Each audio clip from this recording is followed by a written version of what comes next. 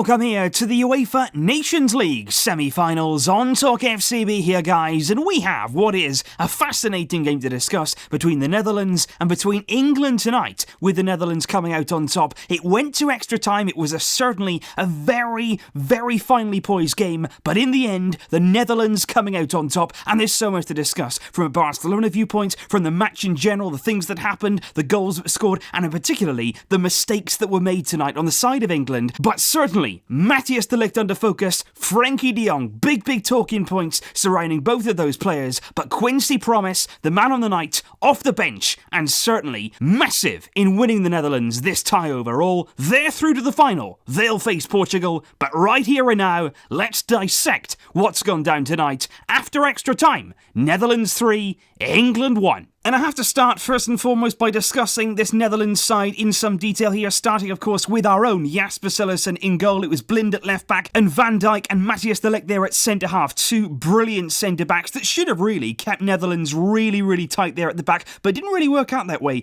on the night. Dumfries here at right back, Frenkie De Jong. We are going to discuss here who ran that midfield, not just Netherlands midfield, but the entire midfield from the hub there of the Netherlands team. He was absolutely outstanding. Wijnaldum here in midfield alongside De Roon, with Ryan Babel from the left, Bergwijn from the right, and Memphis Depay there leading the line for the Netherlands. And the one thing that I really felt the Netherlands were lacking really right throughout the first half and also going into the second half, they had so much of the ball, they really controlled things. Under Ronald Koeman, I was impressed with the way they were playing. They were really dominating England, and England, to be honest, have actually come forward in the years. They used to lump it forward, they used to be certainly a Route 1 side, but under Gareth Southgate, they've tried to have the ball a lot more. But with the Netherlands tonight, they didn't get a chance. They didn't get a chance to get their foot on the ball, and mainly that was down to Frenkie De Jong here, controlling things from the midfield. He was absolutely everything there. Everything was going from him, from the defence. He was coming deep to take the ball forward and then driving through. But the one thing that I really feel they were lacking was actually there a man in between the lines. Somebody to come in here and actually link midfield and attack. It didn't happen tonight for the Netherlands. De Jong was certainly controlling things. I don't think De Roon did enough. I don't think Wijnaldum, to be honest, was as fit as he would have liked to have been. Obviously, he's not long played the Champions League final, and a lot of these players out here tonight did look once again, even after extra time as well, very tired. And the Netherlands really were just lacking that man in there who could link the play. Didn't really have that, and that's why I feel the game completely changed on the 68th minute when Ronald Koeman brought on Ronnie de Beek, who I think is an absolutely wonderful player in this kind of area here. The runs that he makes, his movement, the way that he arrives in certain areas, he is brilliant. And I think him, along of course with Quincy Promes, who came on that left-hand side, both of those players were massive really in that revival in the second half from the Netherlands, and there it was. The game was won in this area here with De Jong in midfield really doing well. There were mistakes at the back, no doubt about it, but going forward there in the latter stage of the game through Promes to Van de Beek, Depay was more supported, Bergwijn here on the right, much better, and believe me, they got their reward. And before we move on to Matthijs de Ligt, of course, he was involved in both goals really, certainly the first goal of England, certainly they're the first goal of the Netherlands, but I want to talk first and foremost about Frenkie De Jong. Obviously there, I've said that he was running through some midfield, but honestly guys, I am so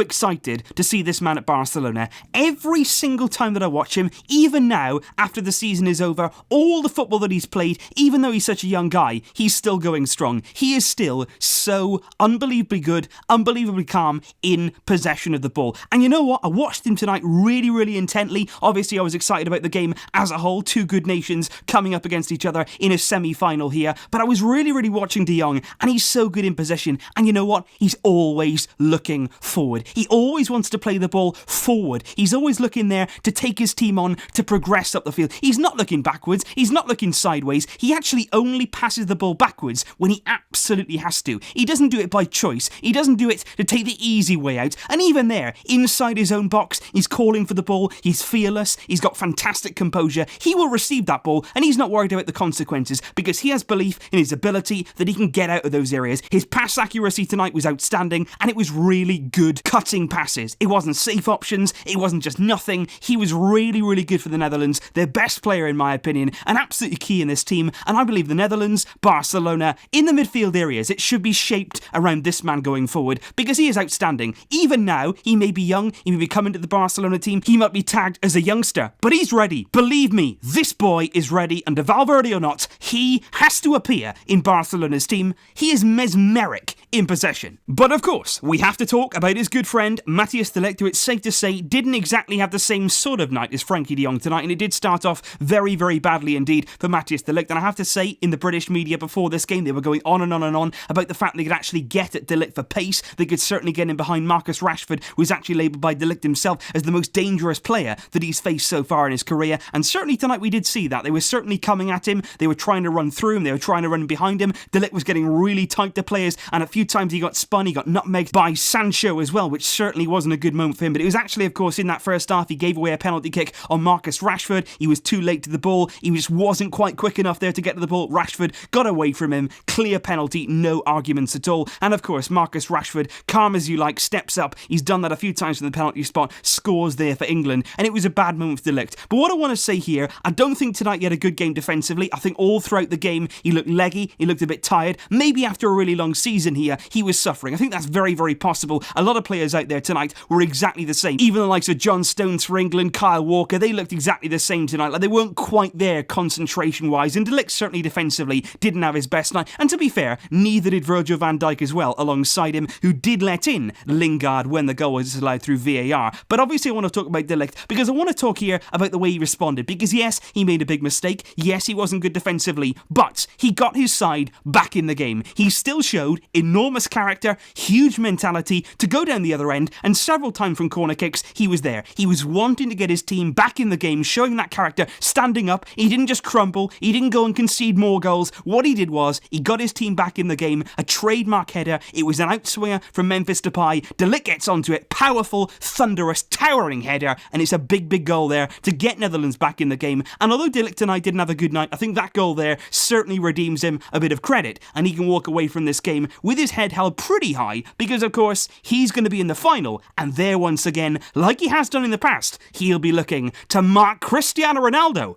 hopefully out of the game. But obviously, like I say, on the night, Netherlands dominated possession. I think overall they did certainly deserve to win this game right from the moment ago. They looked more comfortable in this game. They created the more chances. But England did have their moments, and they really did believe they had taken the lead, and most importantly, they thought they'd actually won the whole thing, because it was only a few minutes to go. Jesse Lingard there, getting in behind Holland like they had done a few times on the night. It was Van Dijk actually on his side that Lingard was in on goal. It's a really good finish. He's celebrating. The fans are going well. We've heard so much, of course, in the past few days about England fans on and off the field, inside and outside the stadium. But Lingard thought he'd scored, but no. Ruled out through VAR, marginally, very, very marginally. But of course, the correct decision there to not award the goal, a big decision there. Netherlands then went on and won the game. And it was defensive errors. It was players there, John Stones, Kyle Walker, certainly Stones playing out the back, didn't happen. Depay closing him down. Netherlands, as the game went on, seemed like they had more energy. They were pressing seriously high. They were forcing the mistakes. And it was Depay there who capitalised on Stones' error. He takes a shot at Jordan Pickford, who does make a brilliant save. I thought that Depay should have scored a few times on the night. He didn't quite score there. Promes, though, was following up. He actually plays the ball into Kyle Walker, and it goes down as an own goal. And then, of course, Netherlands confirmed their place in the final. Depay again at the heart of it, winning it back there, getting into the right area. England pressed high. Once again, big mistake. Falls to Depay. He plays it back this time, nice and unselfish. Promes gets himself a goal, well and truly there on the score sheet. Big changes for me.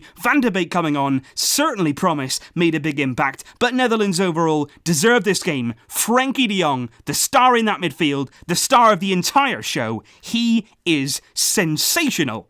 And yes, he's a Barcelona player. Come on! And I do believe it's going to be really interesting now to see what happens in that final on Sunday. Portugal against the Netherlands. They're going to be a very, very interesting game between two very good nations. Ronaldo, of course, like I say, coming up against Matthijs de Ligt in the past. De Ligt has done very, very well in that individual duel. And it's going to be interesting to see how he plays. Because obviously, like I say, he bounced back tonight. He's clearly got good character. He's a guy who believes in his ability, no doubt about that. And it's going to be very, very interesting to see how he performs defensively in that final on Sunday. Because, of course, you don't want to judge a player off one game. He wasn't good tonight. But look, he's been good right throughout the season. That's when it's mattered for Ajax. He has performed when it really mattered, and even tonight he got himself a big, big goal. But Sunday is another test, and believe me, that should be fascinating. So leave your thoughts on tonight's game if you did see it in the comments down below, guys. What did you think of the individual performance of Frenkie De Jong, of course? So excited about that, as you probably did gather right throughout this video. And also let me know what you thought about De Ligt, his mistake, and then his goal down the other end. I'll see you soon, of course, guys, with more videos. I hope you enjoyed this one. But until next time, as always, I'll say it anyway. Vesca! El Barça! We'd be unbreakable.